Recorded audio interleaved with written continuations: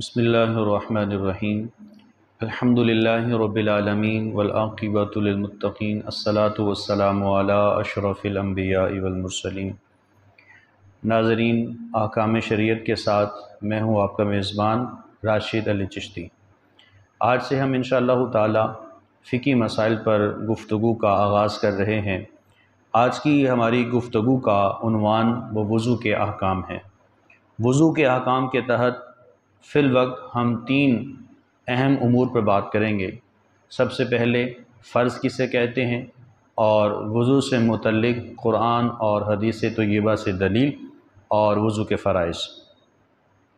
شریعت مطہرہ کی اصطلاح میں فرض وہ حکم شرعی ہوتا ہے کہ جو دلیل قطعی سے ثابت ہو۔ دلیل قطعی یعنی قرآن اور حدیث سے وہ ثابت ہو اور اس میں کسی بھی شک و شبہ کی کوئی بھی گنجائش باقی نہ ہو، تو ایسے عمل کو فرض کہتے ہیں۔ جیسے وضو ہے، اور یہ عمل شریعت مطہرہ میں یہ ایسا عمل ہے کہ جو قرآن اور حدیث دونوں سے ثابت ہے، اور اس حکم شرعی کو، اس عمل کو فرض سے تعبیر کیا جاتا ہے۔ قرآن مجید فرقان حمید کی ایک آیہ مقدسہ جس سے ہمیں یہ ملتا ہے کہ جس میں اللہ رب العالمین جل وحدہ لا شریک نے اپنے پیارے نبی صلی اللہ علیہ وآلہ وسلم کے قلب اطہر پر نازل ہونے والی لا ریب کتاب قرآن مجید فرقان حمید میں ہمیں وضو سے متعلق تلقین فرمائی ہے۔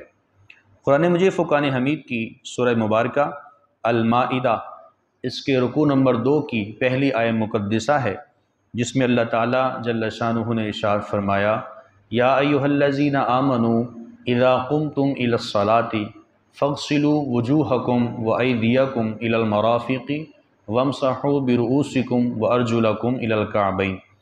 یہ سورہ المائدہ کے دوسرے رکوع کی پہلی آیہ مقدسہ کا مختصر حصہ میں نے آپ کے سامنے ذکر کیا، جس میں اللہ تعالیٰ جل شانہ نے وضو کے 4 فرائض کا ذکر کیا ہے۔ مفہوم آیت یہ ہے، اس کا ترجمہ یہ ہے: اے ایمان والو، جب تم نماز کے لیے کھڑے ہو، اذا قمتم الی الصلاۃ، جب تم نماز کے لیے کھڑے ہو تو فاغسلوا وجوہکم، تم اپنے چہروں کو دھو لو، وایدیکم الی المرافق، اور اپنے دونوں ہاتھوں کو اپنے دونوں کوہنیوں سمیت، الی المرافق، مرفقن عربی زبان میں کوہنی کو کہتے ہیں، اور مرافق کوہنیاں یہ جمع آ جاتی ہے۔ وایدیکم الی المرافق، اور اپنے دونوں ہاتھوں کو کوہنیوں سمیت دھو لو۔ پھر آگے ارشاد فرمایا: وامسحوا برؤوسکم، اور اپنے سروں کا مسح کرو۔ اور پھر آگے ارشاد فرمایا: وارجلکم الی الکعبین، اور اپنے دونوں پاؤں کو ٹخنوں سمیت دھو لو۔ اب یہ سورہ المائدہ کے دوسرے رکوع کی پہلی آیہ مقدسہ، جس میں اللہ تعالیٰ جل شانہ نے وضو کے احکام کو بیان فرمایا ہے، تو یہاں سے وضو کی فرضیت قرآن سے ہمیں دلیل ہمارے سامنے آ گئی۔ اب چلتے ہیں حدیث طیبہ کی جانب۔ نبی کریم صلی اللہ علیہ وآلہ وسلم کے صحابی حضرت ابو ہریرہ رضی اللہ تعالیٰ عنہ فرماتے ہیں، میں نے نبی کریم صلی اللہ علیہ وآلہ وسلم سے یہ فرماتے ہوئے سنا کہ حضور فرما رہے تھے: میری امت کے چہرے اور ہاتھ یعنی اعضائے وضو وہ کل میدان محشر میں چمک رہے ہوں گے، اور ان چمک سے، ہاتھوں کی چمک سے اور چہرے کی چمک سے میری امت پہچانی جائے گی۔ پھر حضور نے ارشاد فرمایا اسی حدیث طیبہ کے آخر میں کہ تم میں سے جو کوئی بھی طاقت رکھتا ہو اس کو چاہیے کہ اپنی چمک کو بڑھا دے۔ معنی مفہوم یہ تھا کہ کوشش کرو کہ اچھے سے اچھا وضو کرو، جس سے تمہارے اعضائے بدنیہ، اعضائے وضو جو وضو میں اعضاء دھوئے جاتے ہیں، چہرہ ہے، دونوں ہاتھ ہیں، ان کو مکمل طریقے سے دھو لو۔ نبی کریم صلی اللہ علیہ وآلہ وسلم، آپ ایک اور حدیث موجود ہے مسند امام احمد بن حنبل علیہ رحمہ میں، اس حدیث طیبہ کو نقل کیا گیا ہے، جس کا مفہوم یہ ہے، آقا کریم صلی اللہ علیہ وآلہ وسلم نے ارشاد فرمایا کہ میری امت، میرا امتی جب وضو کرتا ہے اور جب وہ چہرہ دھوتا ہے تو چہرے دھونے سے چہرے کے گناہ مٹ جاتے ہیں۔ جب وہ اپنے دونوں ہاتھوں کو دھوتا ہے تو گناہوں سے دونوں ہاتھوں سے جو گناہ سرزد ہوتے ہیں اللہ تعالیٰ ان گناہوں کو مٹا دیتا ہے۔ اور میرا امتی، میرا غلام جب وہ اپنے سر کا مسح کرتا ہے تو سر سے جو گناہ ہوتے ہیں وہ جھڑ جاتے ہیں۔ اور پھر حضور نے ارشاد فرمایا میرا امتی جب دونوں پاؤں دھوتا ہے تو جو گناہ پاؤں سے ہوئے ہوتے ہیں اللہ تعالیٰ ان کو مٹا دیتا ہے۔ تو وضو کے فرائض اور وضو کے واجبات یہ ہمیں نبی علیہ الصلوۃ والسلام نے ہمیں سکھائے ہیں۔ یہ دو احادیث طیبہ میں نے آپ کے سامنے ذکر کی، جس سے ہمیں یہ معلوم ہو رہا ہے کہ وضو یہ قرآن سے بھی ثابت ہے اور حدیث طیبہ سے بھی ثابت ہے۔ اب چلتے ہیں وضو کے فرائض کی جانب۔ فرض، جیسے میں نے آپ کے سامنے ذکر کیا، فرض وہ حکم شرعی ہوتا ہے کہ جو دلیل قطعی یعنی قرآن اور حدیث سے ثابت ہو۔ ایک بات ذہن نشین رکھیے، جیسے مثال کے طور پہ وضو ہے، اب وضو کے فرائض تو قرآن سے ثابت ہیں، لیکن وضو کو اپلائی کیسے کرنا ہے، وضو کیسے کرنا ہے، وہ ہمیں حدیث مبارکہ سے ملتا ہے۔ اسی طرح سے قرآن مجید فرقان حمید میں نماز کا ذکر موجود ہے، لیکن نماز کو ادا کیسے کرنا ہے وہ ہمیں آقا کریم علیہ السلام کی ایک حدیث ہمیں ملتی ہے، جس میں حضور علیہ السلام نے ارشاد فرمایا صلو کما رأیتمونی اصلی، اس طرح سے نماز ادا کرو جس طرح سے تم نے مجھے نماز ادا کرتے دیکھا ہے۔ تو آقا کریم علیہ السلام نے یہ صحابہ کو ان سے مخاطب ہو کر ارشاد فرمایا کہ صلو کما رأیتمونی اصلی، اس طرح سے نماز ادا کرو جس طرح سے تم نے مجھے نماز ادا کرتے دیکھا ہے۔ اب قرآن سے ہمیں وضو مل رہا ہے، قرآن سے ہمیں نماز مل رہی ہے، لیکن نماز کو ادا کیسے کرنا ہے وہ ہمیں حدیث سے ملے گا، ہمیں وضو کیسے کرنا ہے وہ ہمیں احادیث طیبات سے ملے گا۔ اب چلتے ہیں وضو کے فرائض کی جانب۔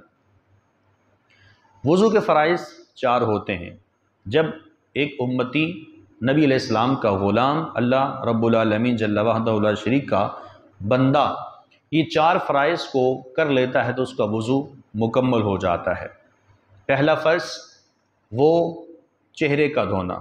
اب چہرے کی حد کون سی ہوتی ہے؟ جہاں سے بال اگتے ہیں وہاں سے لے کر اور ٹھوڑی کے نیچے تک، اور ایک کان کی لو سے لے کر دوسرے کان کی لو تک، یہ مکمل چہرے کی حد مراد ہوتی ہے۔ اور دوسرا فرض جو ہمیں بتلایا گیا، دونوں ہاتھوں کو کوہنیوں سمیت دھونا۔ کچھ لوگ جب وضو کر رہے ہوتے ہیں تو یہاں سے آغاز کرتے ہیں تو کوہنیوں کے پیچھے تک ختم کر دیتے ہیں اور کوہنیاں خشک رہتی ہیں۔ اس صورت میں یہ فرض مکمل نہیں ہوتا ہے، اور فرض مکمل نہ ہونے کی صورت میں وضو نہیں ہوتا۔ تو فرمایا گیا وَأَيْدِيَكُمْ إِلَى الْمَرَافِقِ، اپنے دونوں ہاتھوں کو کوہنیوں سمیت دھونا ہے، کوہنیوں سمیت دھونا ہے۔ اور تیسرا فرض ذکر کیا وَامْسَحُوا بِرُؤُوسِكُمْ، اپنے سروں کا مسح کرو۔ تو چوتھائی سر کا مسح کرنا یہ فرض ہے، اور مکمل سر کا مسح کرنا یہ سنت ہے اور مستحب عمل ہے۔ حضرت مغیرہ بن شعبہ رضی اللہ تعالی عنہ کی ایک حدیث ہمیں ملتی ہے جس میں نبی علیہ الصلوۃ والسلام کا عمل سامنے رکھا گیا۔ حضرت مغیرہ بن شعبہ رضی اللہ تعالی عنہ فرماتے ہیں نبی علیہ الصلوۃ والسلام ایک قوم کی روڑی پہ تشریف لائے، آپ نے بول مبارک فرمایا اور بعد میں آپ نے وضو کیا تو ناسیہ کی مقدار اپنے سر کا مسح کیا۔ ناسیہ عربی زبان میں پیشانی کو کہا جاتا ہے، تو پیشانی کی مقدار مسح کرنا یعنی چوتھائی سر کا مسح کرنا یہ فرض ہے، اور مکمل سر کا مسح کرنا، پورے سر کا مسح کرنا یہ سنت اور مستحب ہوتا ہے۔ چوتھے فرض کا ذکر کیا وَأَرْجُلَكُمْ إِلَى الْكَعْبَيْنِ، رجل عربی زبان میں پاؤں کو کہتے ہیں، اور کعبین یہ تثنیہ ہے، کعبن واحد ایک ٹخنا، دونوں پاؤں کو ٹخنوں سمیت دھونا یہ وضو کے اندر یہ چوتھا اور آخری فرض ہے۔ تو یہ وضو کے 4 فرائض ہیں۔ اگر کوئی آدمی ان 4 فرائض کو صحیح طریقے سے ادا کر لیتا ہے تو اس کا وضو مکمل ہو جاتا ہے۔ ان فرائض میں اگر کمی آ جاتی ہے اور صحیح طریقے سے ادا نہیں ہوتا ہے تو شریعت اسلامیہ اسے ناقص وضو کے نام سے تعبیر کرتی ہے، وضو کا مکمل ثواب نہیں ملتا ہے۔ یہ وضو یہ سنت مصطفیٰ ہے، یہ ادائے مصطفیٰ ہے، یہ سنت صحابہ ہے۔ حضرت سیدنا عثمان غنی ذی النورین رضی اللہ تعالی عنہ وضو فرما رہے تھے تو وضو فرمانے کے دوران مسکرانے لگے۔ کسی نے پوچھا امیر المؤمنین یہاں مسکرانے کی کیا وجہ ہے؟ کوئی خلاف عمل، کوئی خلاف عادت، کوئی ایسا معاملہ پیش نہیں آیا، لیکن آپ کے مسکرانے کی وجہ کیا ہے؟ تو آپ نے ارشاد فرمایا کہ مجھے اور تو کچھ معلوم نہیں ہے، لیکن ہاں اس مقام پر ایک مرتبہ میرے محبوب مسکرائے تھے، مجھے کیا خبر کہ میں کیوں مسکرا رہا ہوں، مجھے کیا خبر کہ میں کیوں مسکرا رہا ہوں، میں تو کسی کی ادا کو ادا کر رہا ہوں۔ تو وضو یہ ادائے مصطفیٰ ہے، یہ سنت مصطفیٰ ہے، یہ سنت صحابہ ہے۔ تو میں نے آپ کے سامنے فرض کی تعریف کو ذکر کیا، قرآن سے ایک آیت کا مختصر حصہ آپ کے سامنے ذکر کیا، 2 حدیث طیبہ آپ کے سامنے ذکر کی، اور وضو کے فرائض ذکر کیے۔ آج کی گفتگو میں یہی خلاصہ کلام ہے کہ وضو کے 4 فرائض ہوتے ہیں، ان چاروں فرائض کا ادا کرنا ضروری ہے۔ انشاءاللہ تعالی اگلے عنوان کے تحت پیش نظر انشاءاللہ تعالی ہم آپ کی خدمت میں حاضر ہوں گے۔